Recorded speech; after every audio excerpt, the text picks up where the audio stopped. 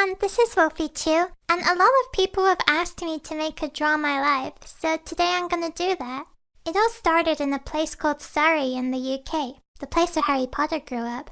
I was an Irish girl who was born and lived in the UK for the first 6 years of my life with my parents and my 2 older brothers. I was a really quiet kid who loved animals and to draw.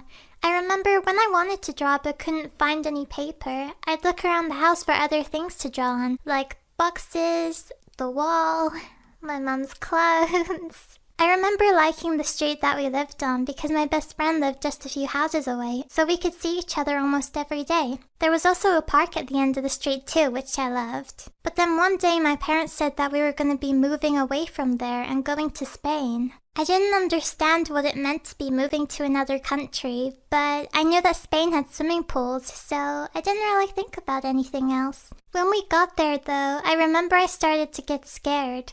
I was going to have to start at a new school all by myself, and I thought that I was going to be the only person there who spoke English. I also didn't realize how far away from home we were either. I remember I kept expecting to see my best friend coming through the door at any moment, just like she used to.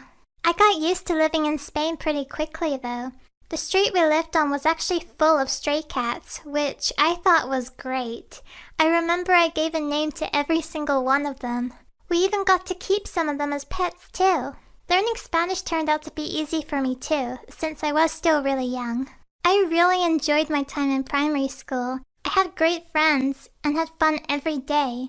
But once I started high school, things started to change a lot. My 2 best friends started hanging out with this other girl, and I was seeing them less and less, until we weren't really friends anymore. I didn't have any other friends in school, and since we were a few months into the first year already, everyone already had their own little friendship groups, and I felt like I couldn't get into any of them. So I ended up just staying by myself, which really sucked.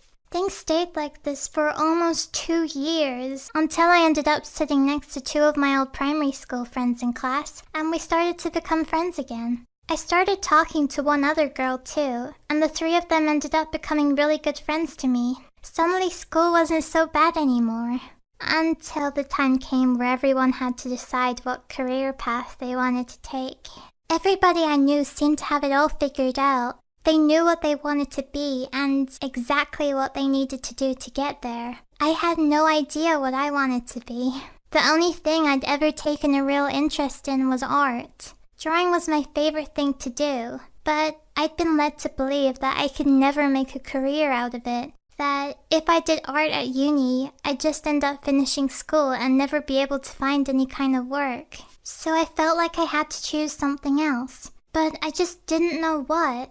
I thought about so many different kinds of jobs, but could never find an answer. My friends all moved away for university while I stayed at home. Everyone was moving on with their lives while I was just being left behind all by myself. I felt like there had to be something wrong with me for not knowing what I wanted to do with my life. I felt completely lost.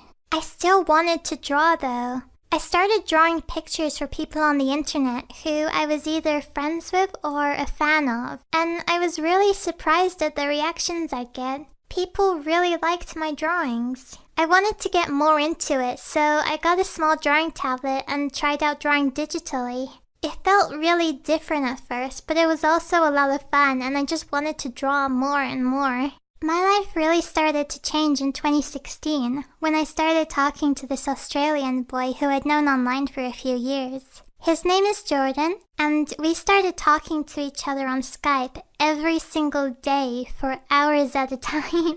He was really different from anyone else I'd ever known. He liked pretty much all of the same things I did, and he was just always so fun to talk to and always made me really happy. I realized that I was falling in love with him, and we knew that we had to meet each other in person.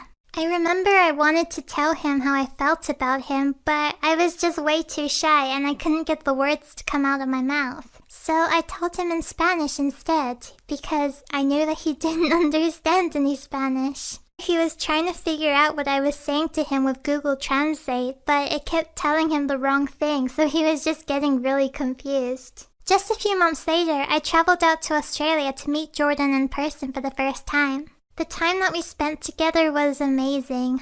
I'd never been happier in my entire life. And just a few days after me being there, Jordan asked me to be his girlfriend.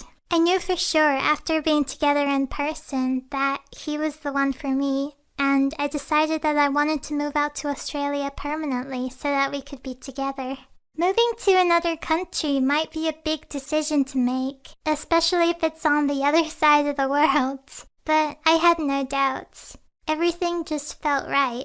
Jordan and I had both loved art since a young age, and when he saw my art, he said that I could probably make a career out of it, even though everybody else had told me that I could never make that happen. Jordan had just discovered the animation community on YouTube, and started to encourage me to try out animating and create my own YouTube channel. The only time I'd ever tried out animating was on PictoChat on my Nintendo DS, if you can even count that. I was really keen to try animating properly though, and Jordan wanted to get back into animating too. So I created my channel and we started creating animations together. I've only been on YouTube for a year and a half, but my channel has grown so much since then, and I just feel so lucky and happy to be where I am today. It's really all thanks to you guys that I'm able to do what I love every single day, and I'm really so grateful for that. Thank you all so much for all of your support. It really means so much to me. And that's my life story so far. I hope you all enjoyed this video. Thank you all for watching. Bye!